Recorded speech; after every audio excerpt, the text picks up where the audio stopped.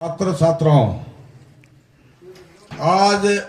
अपन ये खुशी रो दिन है। ये तो खुशी रो दिन है कि अपन हिंदुस्तान रे मोने सबों ने आदमियों रे मतलब हिंडे रे मोने एक तरह रो प्रेम और इतनी उत्पत्ति होगी कि कह नहीं सको, क्योंकि अपन 26 तारीख रो संविधान लागू हुए तो इन संविधान लागू रे मतलब वही 1947 में देश आजाद होगो, पर राजकाज रो कोई राजकाज रो कहीं अपन घर ही कोई डिसिप्लिन राखने वास्ते कोई संविधान वास्ते लगावनो चाहिए जनो काम काज चले। तो 26 जनवरी रो डॉक्टर भीमराव अम्बेडकर साहब और हमारे सब कमेटी ने मिलने और संविधान लागू किया, तो इन वास्ते अपन वो राजकाज चल रही है।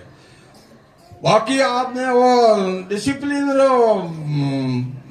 भाई परेड वगैरह जो भी आप करे इन अध्यापकों ने मैं धन्यवाद दूं हूं, और एडो ही हो डिसिप्लिन राखियो जो हमारी फौज महीने में नौकरी की जन हुई गयो तो रिक्रूटों में जन और काल मैंने याद आगो,